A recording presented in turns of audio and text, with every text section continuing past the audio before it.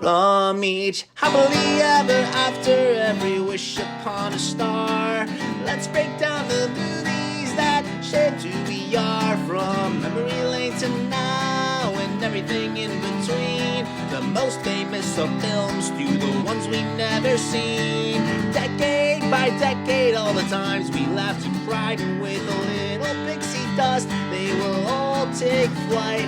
Reliving the feelings, and we're trying our very best. And if they mean the same to you, please be our guest. So hop aboard, we would love to have you as we hang with a certain mouth, the whole gang too. If you love nostalgia stuff, we hope this does the trick. Thanks for joining us as we deep dive the magic. Hi, and welcome back to the Deep Diving the Magic podcast. I'm KJ. And I'm Jeffrey. And we have made it to our 75th deep dive.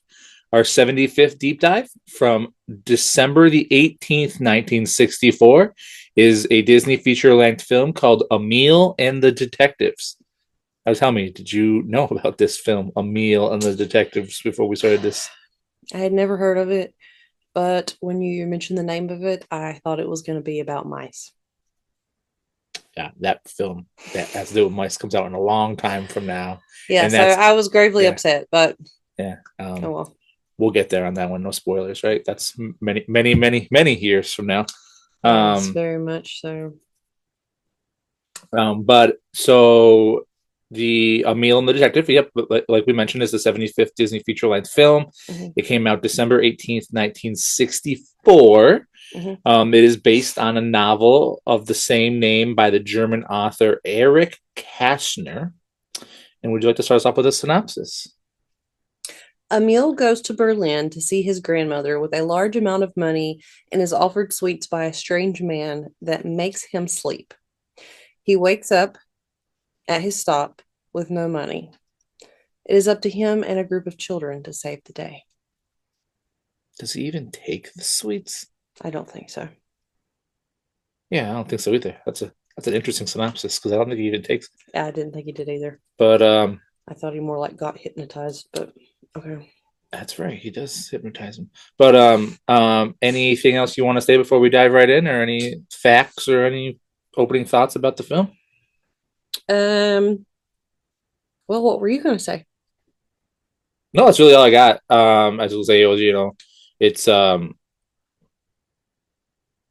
I don't really have anything fun to say to start off the film. So okay, I just wasn't sure. So it was directed by Peter Tewksbury.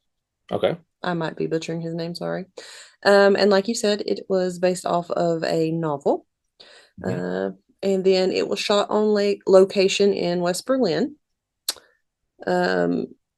It captured post-war Berlin in an interesting way. And it's a rare detective story that is aimed at kids.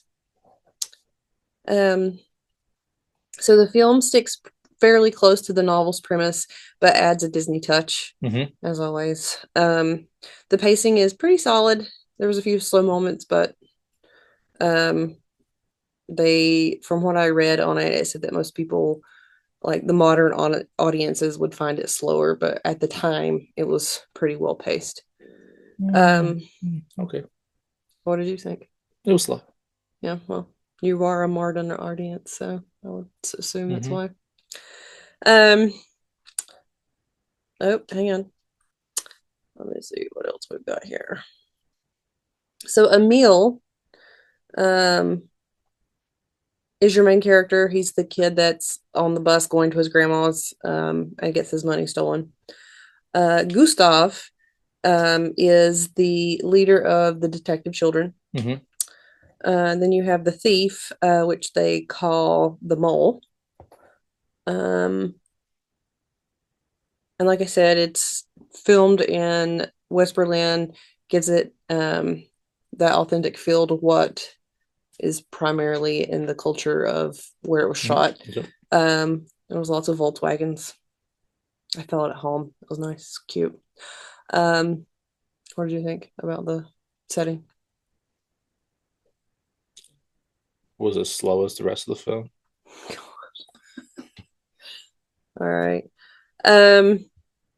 All right. So basically, you start off with a 10-year-old Emil. He's going to go to visit his grandmother in Berlin. On He's the bus. Yeah, on a bus. He's traveling from Neustadt to Berlin, and he's carrying an envelope containing 400 marks that his mother has entrusted him to deliver to his grandmother. The mole, which I mentioned is the thief, was very nicely dressed. He had a nice checkered suit on. Yeah, he had saw Emil getting the money and stuff before he got on the bus, and he kind of like it. It was talking about how he should avoid like police and being suspicious and all this stuff, but he was dressed in like the most ridiculous plaid suit. Loved it. So I don't know how he wouldn't have stood out. So it was kind of comedic about that. Anyway, so Emil's getting on the bus. The mole gets up and gives his seat on the bus to the nuns that get on, and he goes to sit by Emil. And the first line spoken like between characters that wasn't by a narrator is when the mole asks Emil if he would like a jelly bean. Have a jelly bean? Yeah. Emil falls asleep during the bus ride and then wakes up to find the money gone. And it was pinned on the inside of his jacket. And obviously, we, watching it, saw the mole take it. So he wakes up, he sees that Grundis, which is the mole, has gotten off the bus, and he's like, no, wait, I gotta get off too. So he's sure he's the thief. He gets off the bus. He follows the mole to a Berlin cafe, and he summons a policeman. Who was like directing traffic. Yeah, it was more like a traffic man than a policeman, but whatever. The mole escapes with the Baron and his underworld associate. Emil, I don't know what he's doing.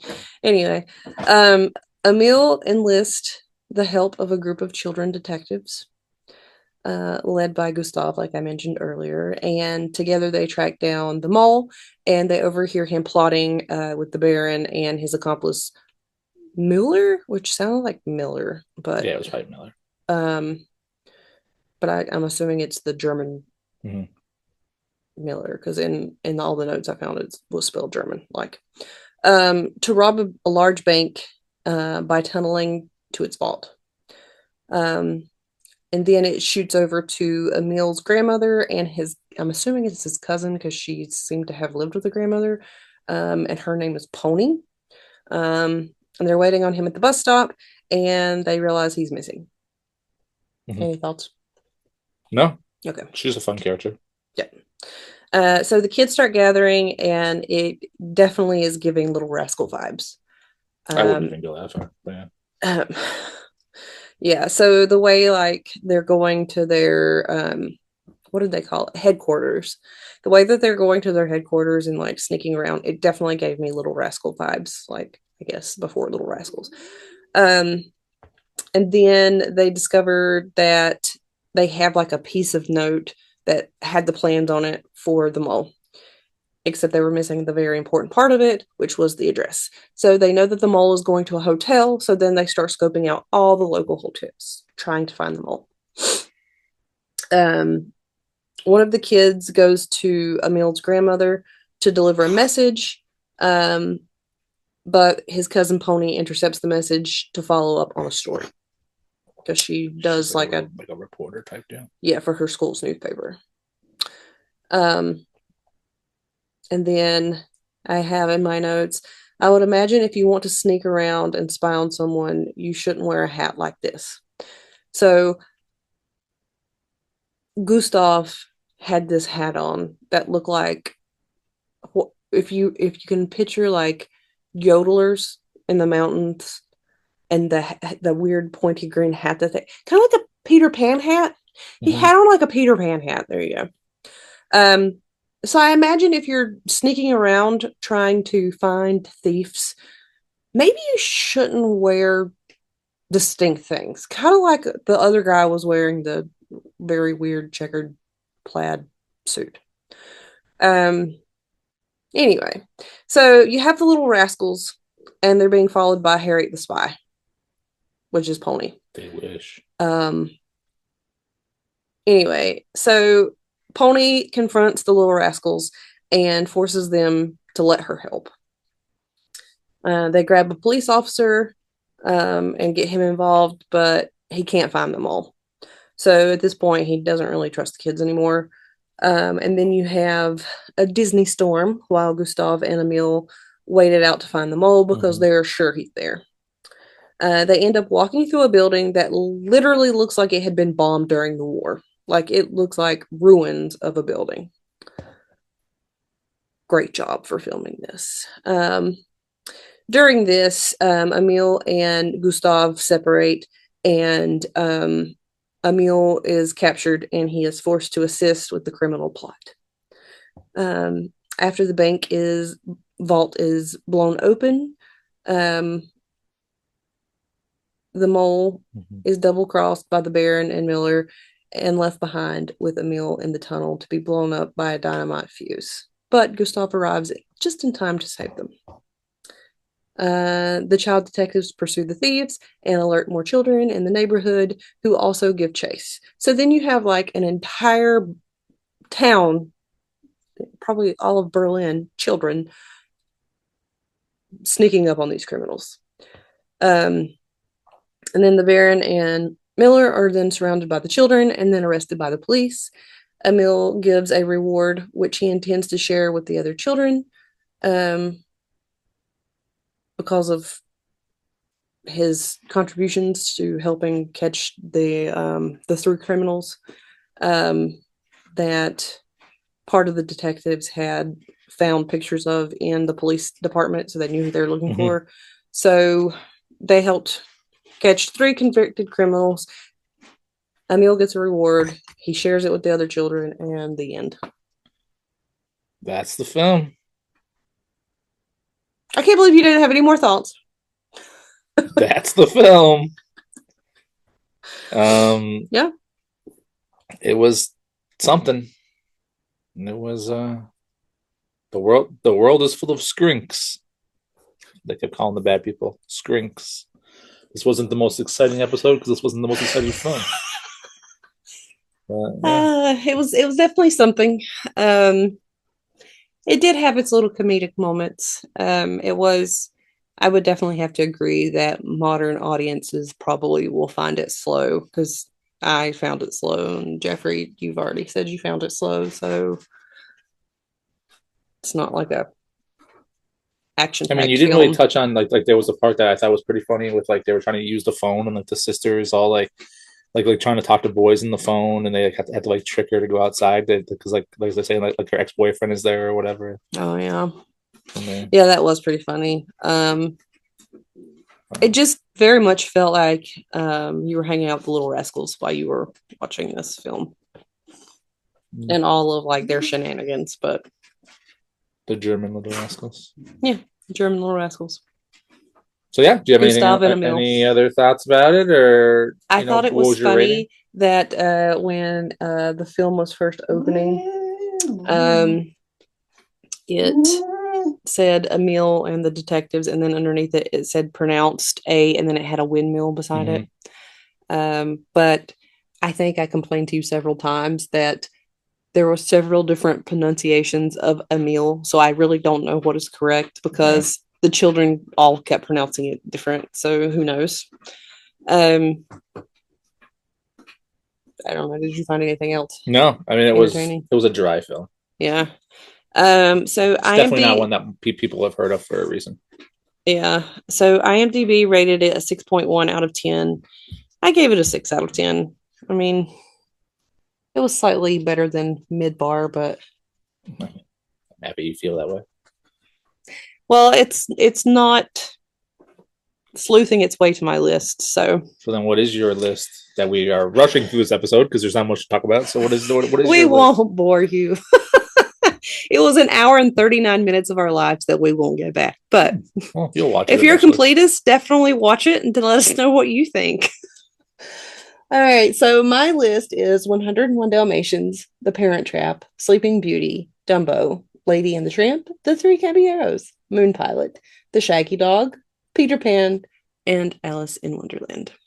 Yeah, so mine's also staying the same. Shocker, I know. But mine is the 101 Dalmatians, Mary Poppins, Peter Pan, Alice in Wonderland, Babes in Toyland, Pinocchio, The Adventures of Ichabod and Mr. Toad, Snow White and the Seven Dwarfs, Sleeping Beauty, and Lady and the Tramp. So yeah, So Harriet the Spy didn't nab it on your list? No, I would have rather watched Harriet the Spy actually on its orange VHS tape. Did you know that Michelle Trachtenberg just passed? Yeah, she passed away. Yeah. Hey. But yeah, so that's the film. You just want to be on the episode? Yeah, our pup is trying to join the fun. But so that was our episode. Again, you can find us. We are on YouTube. We are on Spotify. We are on Instagram. deepdivingthemagicpod@gmail.com. And our next episode is from August of 1965. It is the 76th Disney feature-length film. It is a film that is a sequel, and it is the final film of our friend Tommy Kirk, and one of the final films of our friend Annette Funicello. But it is a film called The Monkey's Uncle. We'll see you then. Thanks for deep diving the magic. Bye. Bye.